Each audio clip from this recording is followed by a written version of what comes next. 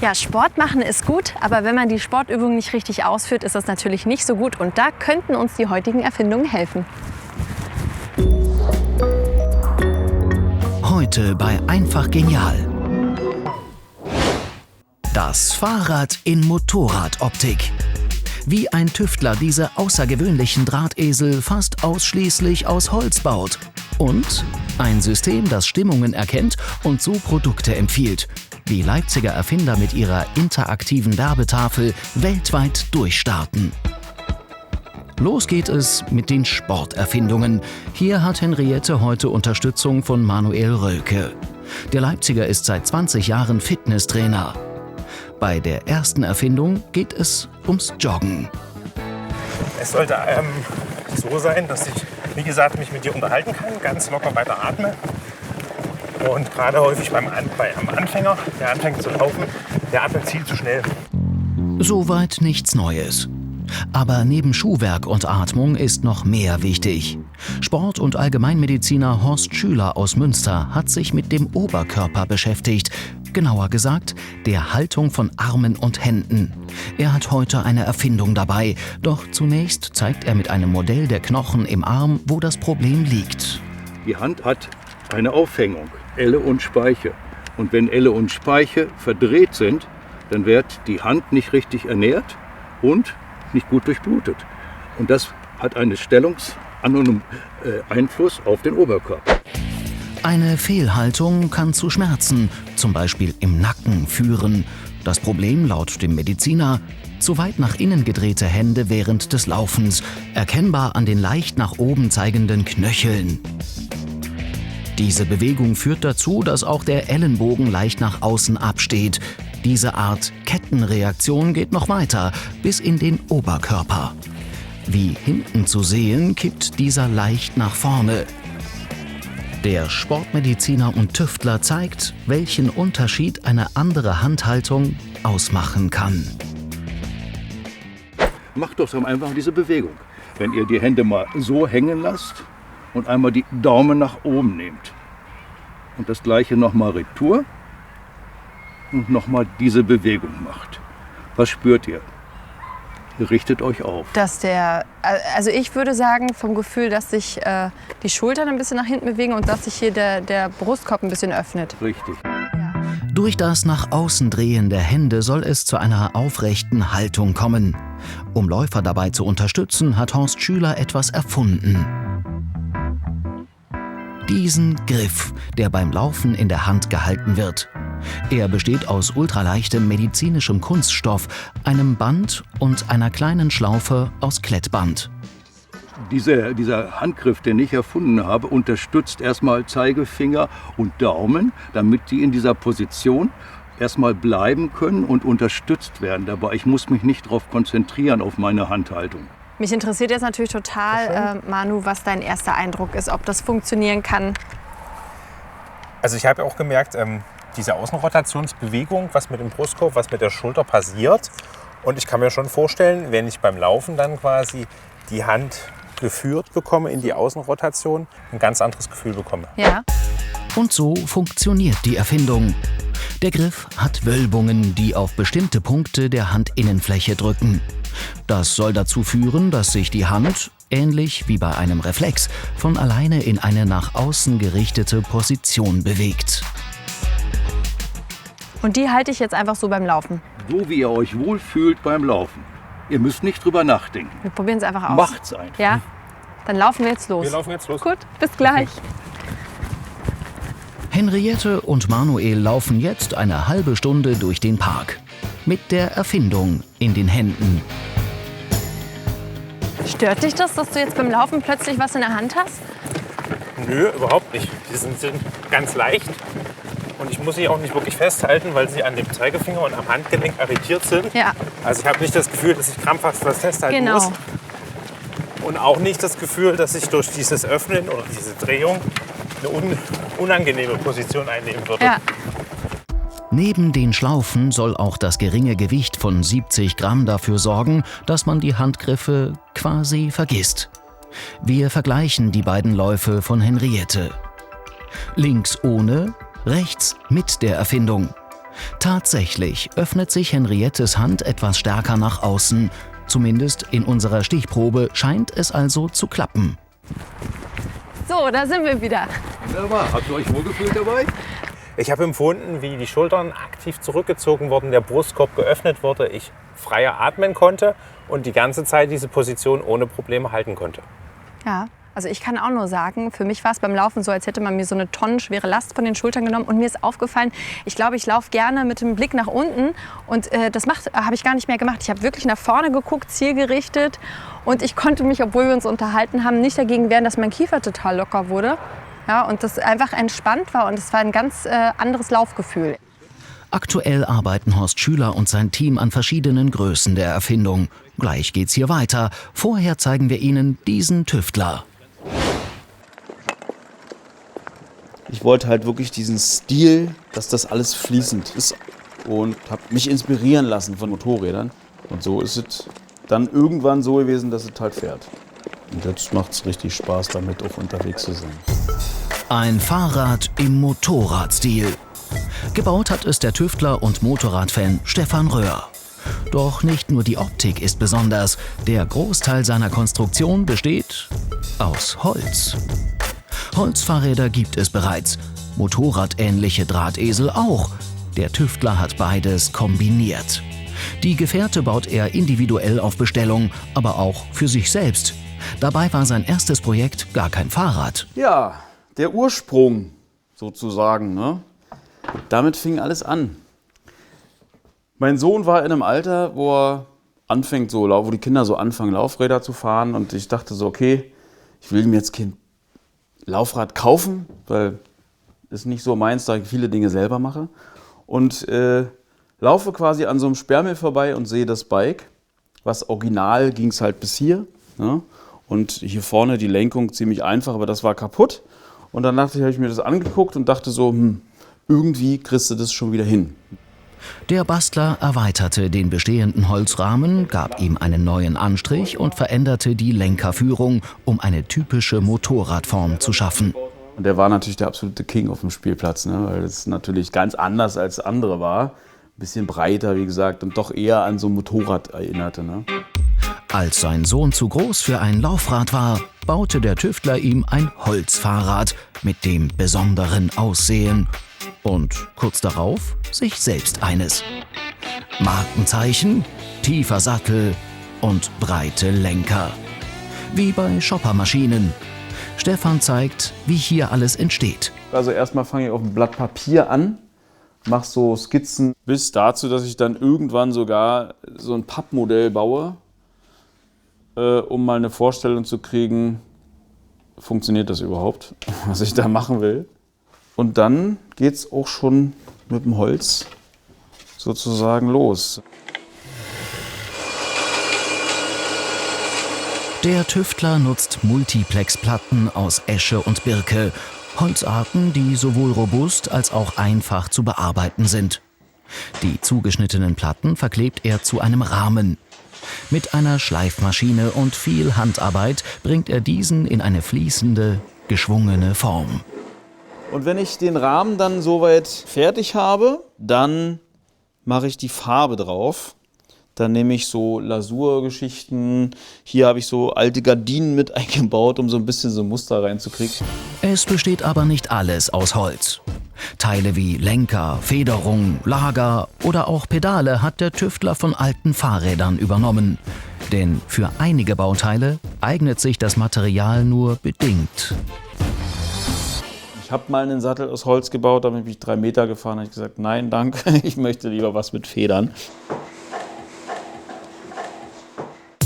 Zusätzlich baut Stefan individuelle Extras in die Fahrräder ein. Zum Beispiel ein Handschuhfach im Rahmen. Eine weitere Idee? Griffe aus Fahrradketten für das rockermäßige Aussehen. Auch für die Beleuchtung hat sich Stefan etwas einfallen lassen. Mein Lieblingsfeature oder Highlight ist halt das Rücklicht, was man hier mit einer Powerbank zum Leuchten bringen kann. Und ich war übrigens mal ein Flaschenöffner. Mit diesem Gefährt aus seiner Werkstatt in Fürstenwalde hat der Bastler eine besondere Tour gemacht. 2017 war 200 Jahre Fahrrad und da haben wir uns gesagt, mit einem guten Freund von mir, der mich so ein bisschen unterstützt hat, fahren wir doch mal durch alle 16 Bundesländer. Und das haben wir dann auch gemacht. 2488 Kilometer mit diesem Fahrrad. 6 Wochen war ich unterwegs. Fährt sich super leicht und macht unheimlich viel Spaß.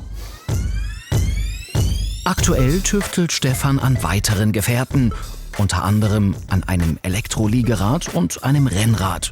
Natürlich aus Holz. Zurück zu den Sporterfindungen. In Manuels Fitnessstudio geht es jetzt um Übungen mit Widerstandsbändern.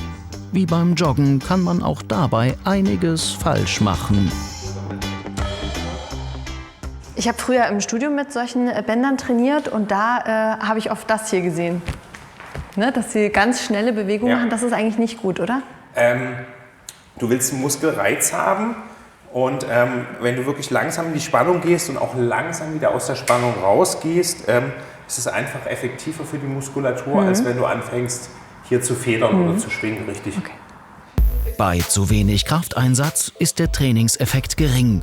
Eine zu hohe Geschwindigkeit kann zu Schmerzen führen.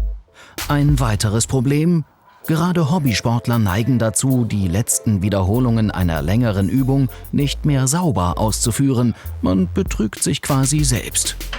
Um diese Fehler zu vermeiden, hat sich der Tüftler Stefan Weiß etwas einfallen lassen. Du hast uns was mitgebracht. Genau, ich habe ein intelligentes Trainingsband mitgebracht, was dir direktes Feedback während dem Training gibt. Das heißt, Geschwindigkeit, Kraft, Wiederholungszahl wird gemessen und an eine App übersendet. Das Besondere: in der Mitte ist ein elektrisch leitfähiger Sensor verbaut. Dieser misst Zugkraft und Geschwindigkeit. Der kleine schwarze Kasten am Band sendet die Daten an eine App, die diese auswertet und eine Rückmeldung an den Sportler gibt. Zunächst muss das Band aber auf den jeweiligen Nutzer eingestellt werden. Was wir machen ist, wir geben eine bestimmte Griffbreite an pro Übung. Das heißt, du bist natürlich unterschiedlich groß und wir haben hier Griffmarkierungen. Ach, das sind die schwarzen Streifen hier. Und die sind in der App angegeben, wo du bei jeder Übung das Band greifen solltest. Und was wir dann machen ist, wir kalibrieren das auf die erste Wiederholungsanzahl. Das heißt, wir geben den Bewegungsradius vor in der App und die App sieht den Start oder das Band sieht den Startpunkt und den Endauslenkungspunkt. Durch dieses erste trockene Ausführen der Übung stellt sich das Band auf den Trainingszustand des Nutzers ein. Das System berechnet dann die Intensität, mit der die Wiederholungen gleichmäßig ausgeführt werden sollen. Du hast jetzt so 10 Sekunden Zeit, dich ein bisschen einzurichten. Gut, das machen wir. Wir wickeln das Band auch links und rechts einmal um die Hand rum. Strecken wir den linken Arm nach vorne aus und bringen das Band auf Zug, indem wir den rechten Arm aktiv nach hinten ziehen, um beim nach vorne gehen wieder aus der Spannung rauszukommen. Oh, warte mal, jetzt ist gerade was passiert. Dieses Klicken ertönt immer dann, wenn die Übung mit der richtigen Kraft und Geschwindigkeit ausgeführt wird. Somit hat man eine optische und akustische Überprüfung der richtigen Ausführung. Nur noch 3 Wiederholungen. Und ich kann jetzt sehen, wie viel ich geschafft habe. Du kannst sehen, genau, wie viele Wiederholungen du gemacht hast. Das Band zählt auch nicht, wenn du zum Beispiel nicht bis ganz nach hinten gehst, also du sozusagen dich selber ein bisschen betrügst, dann zählt es auch nicht mit. Und das haben uns ganz viele Leute gesagt, dass das ja total cool ist, weil gerade... ich merke gerade, es klickt wirklich nur, wenn man es ganz bis da zieht. Mich würde ja mal interessieren, was wir vorhin besprochen haben, wenn man jetzt ganz schnell macht. Die Ausführung ist etwas zu schnell. Ah, kriegt man direkt... Ein Feedback, eine Korrektur, ja? Fitnesstrainer Manuel hat allerdings einen Kritikpunkt. Ich habe kein Feedback über die optimale Körperhaltung. Ich könnte auch im Hohlkreuz ziehen oder den Oberkörper mitbewegen. Das sieht jetzt nicht quasi, ob ich den Arm beuge oder ob ich mit dem Oberkörper mitgehe. Am Ende ist es ja die Bewegung des Bandes und die Spannung im Band. Dieses Feedback habe ich nicht, aber es ist immer noch, wie gesagt, für den Trainingserfolg viel besser. Ich kriege eine Rückkopplung, als wenn ich so mit unseren grünen Bändern am Eingang stehe und gar kein Feedback habe. Damit das Problem der Haltung behoben wird, will Stefan demnächst auch geführte Live-Trainings anbieten. Gleich geht's hier weiter, vorher eine andere Erfindung. Dieser Bildschirm kann nicht nur Informationen anzeigen. Mithilfe einer Kamera kann er mit jedem, der vor ihm steht, interagieren. Er erkennt zum Beispiel, ob jemand seinen Mundschutz trägt, ermöglicht aber auch andere Dinge wie virtuelle Fotos mit Fußballstars oder interaktive Spiele per Gestensteuerung. Entwickelt hat die Bildschirme ein Leipziger Start-up rund um Matthias Freysold.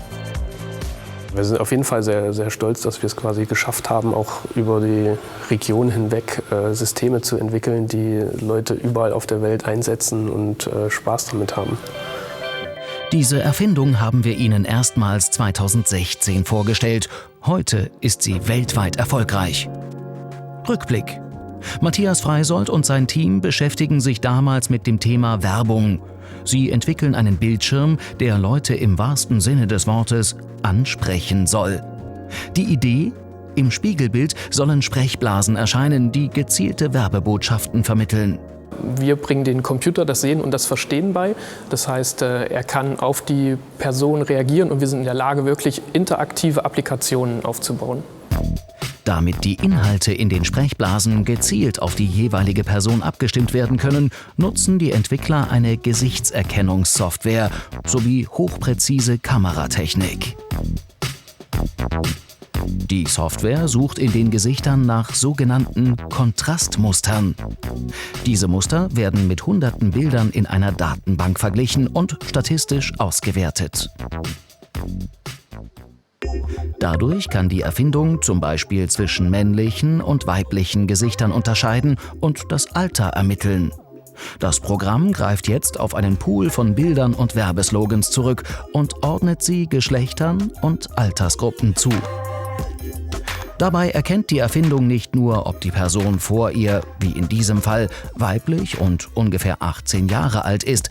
Sie erkennt auch grob, welche Stimmung sie hat, beispielsweise hier eher glücklich und nicht etwa traurig, wütend oder überrascht.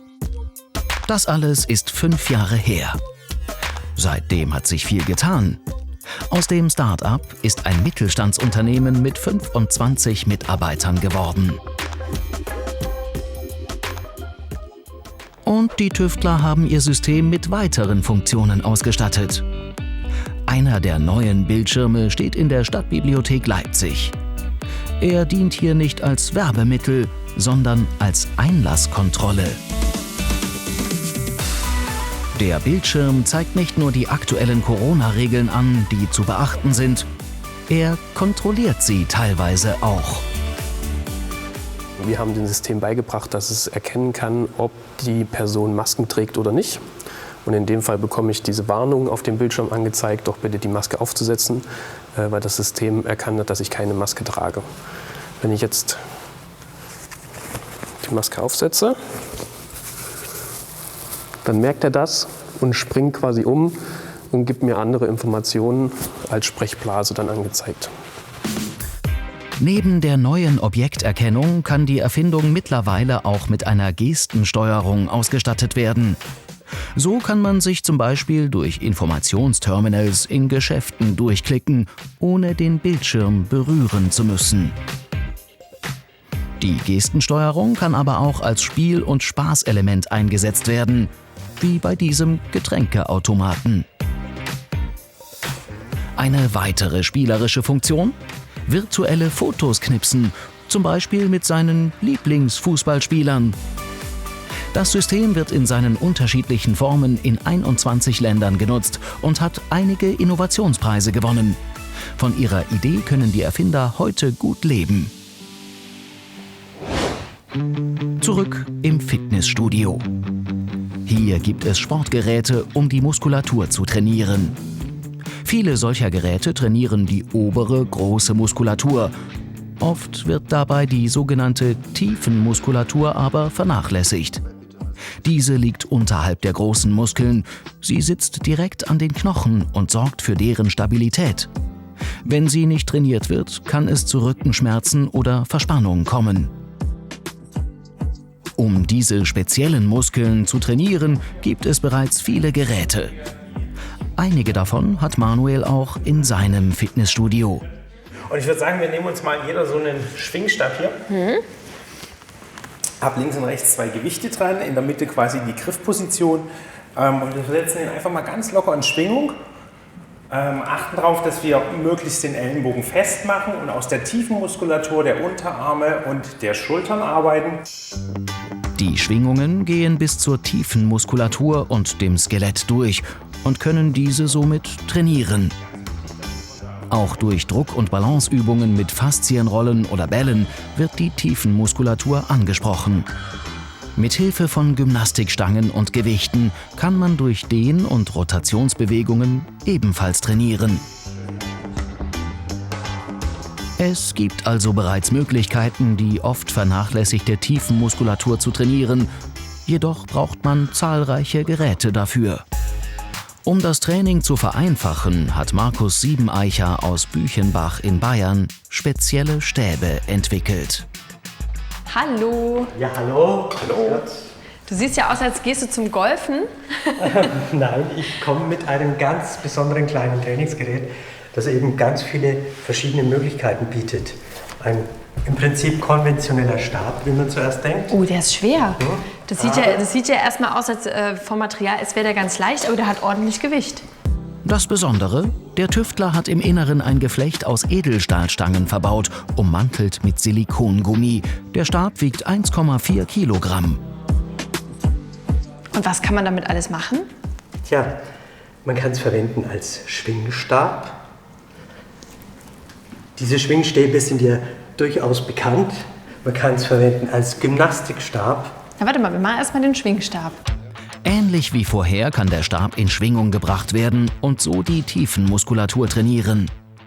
Also im Vergleich zu dem Schwungstab, den wir vorhin benutzt haben, empfinde ich das so, dass es tatsächlich anstrengender ist. Wo ich vorhin dachte, oh, das kann ich stundenlang machen, merke ich hier schon. Also man merkt schon, das ist anstrengender. Wie findest du es, Manu? Es ist intensiver als der Schwingstab, den wir vorhin hatten. Liegt aber sicherlich auch schon mal daran, dass ich hier einen ganz anderen Durchmesser habe, den ich in Bewegung versetze, auf einem relativ kurzen Distanz. Ja. Wie mit der Stange sind auch Dreh- und Rotationsübungen möglich.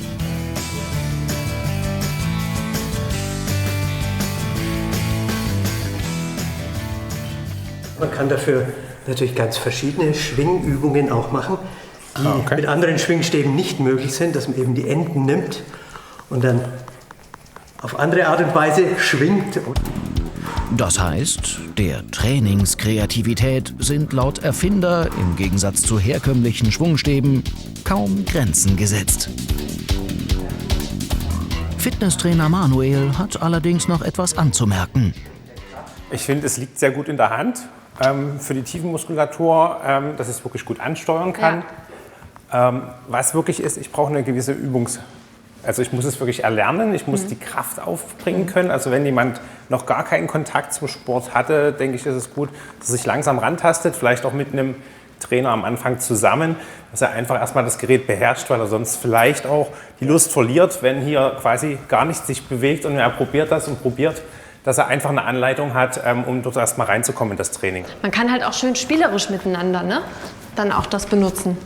Genau, das war ja auch die Idee, dass man es einfach wirklich einen Stab hat, den man einfach nehmen kann, mit dem man die verschiedensten Übungen macht, ganz einfach Hebebewegungen oder über Hebelwirkung auch mehr Kraft einfach aufwenden und spielerisch beginnen. Erfinder Markus verkauft seine Idee bereits online. Jetzt tüftelt er an weiteren Geräten, die die Tiefenmuskulatur trainieren sollen. Ja, also vielen, vielen Dank. Gerne. Wir sehen uns nächste Woche wieder bei Einfach Genial und Ihnen jetzt noch einen schönen Abend.